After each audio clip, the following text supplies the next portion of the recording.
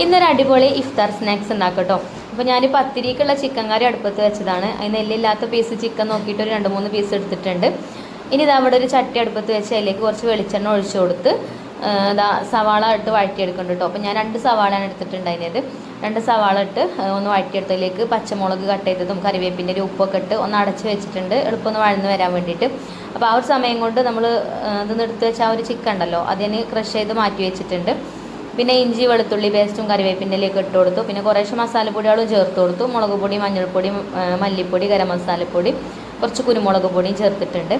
അങ്ങനെ ഇതൊക്കെ നല്ലോണം വഴന്ന് വന്നിട്ടുണ്ട്. ഇപ്പോൾ പിന്നെ ഞാൻ ക്രഷ് ചെയ്ത് വെച്ച ചിക്കനും അതിലേക്ക് ചേർത്ത് കൊടുത്തു. എന്നിട്ട് നല്ലോണം ഒന്ന് മിക്സാക്കി കൊടുത്തിട്ടുണ്ട്. അപ്പോൾ നമ്മുടെ പലഹാരത്തേക്കുള്ള ഫില്ലിങ് ഇവിടെ റെഡി ആയിട്ടുണ്ട്. അത് അടുപ്പത്തുനിന്ന് വാങ്ങി വെച്ച് ഒരു പാത്രത്തേക്ക് ചൂടാറാൻ വേണ്ടിയിട്ട് ഇട്ട് കൊടുത്തിട്ടുണ്ട്. പിന്നെ മിക്സിൻ്റെ ജാർ എടുത്തിട്ട് അതിലേക്ക് ഒരു 3 കോഴിമുട്ട പൊട്ടിച്ചൊഴിച്ച് കൊടുക്കുന്നുണ്ട്. ഇനി ഇതിലേക്ക് ഒരു 1/4 കപ്പോളം പാലും ചേർത്ത് കൊടുക്കുക. അതേപോലെ തന്നെ 2 സ്പൂൺ മൈദയും കൂടെ ചേർക്കുന്നുണ്ട്. ഇനി കുറച്ച് കുരുമുളക് പൊടിയും അതുപോലെ തന്നെ ഇതിലേക്ക് ആവശ്യത്തിനുള്ള ഉപ്പും കൂടെ ചേർക്കുന്നുണ്ട്. എന്നിട്ട് ഒന്ന് നല്ലോണം അടിച്ചെടുത്ത് കൊണ്ടുവന്നിട്ടുണ്ട് കേട്ടോ.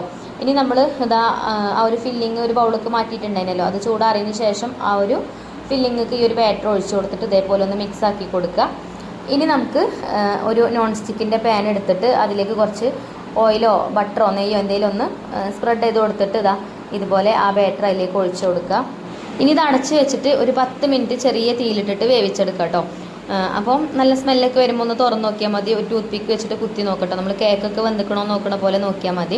അപ്പോൾ അത് അടുപ്പത്ത് വെച്ചിട്ട് പിന്നെ പത്തിരിയൊക്കെ അതിൻ്റെ അടിയിൽ ചുട്ടിട്ടുണ്ടായിന്, പത്തിരിയൊക്കെ ആയിട്ടുണ്ട്. പിന്നെ ചിക്കൻ കറി തൂമിച്ചെടുക്കാനുണ്ടായിന്, അതൊക്കെ തൂമിച്ചെടുത്തു. അങ്ങനെ 10 മിനിറ്റ് ആയപ്പോൾ നല്ല സ്മെല്ലൊക്കെ വന്നപ്പോൾ ഒന്ന് തുറന്ന് നോക്കിയതാണ് കേട്ടോ. അപ്പോൾ ആയിട്ടുണ്ട്. അപ്പോൾ അതൊന്ന് തിരിച്ചിട്ടും കൂടെ വേവിച്ചിട്ടുണ്ട്.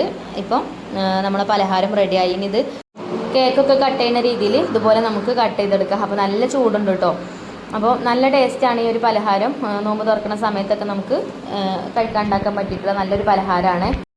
അധികം ഓയിലും വേണ്ട, എളുപ്പത്തിൽ റെഡിയാക്കി എടുക്കാനും പറ്റും. അപ്പോൾ വീഡിയോ ഇഷ്ടപ്പെട്ടാൽ ലൈക്ക് ചെയ്യാൻ മറക്കരുത്. Thank you.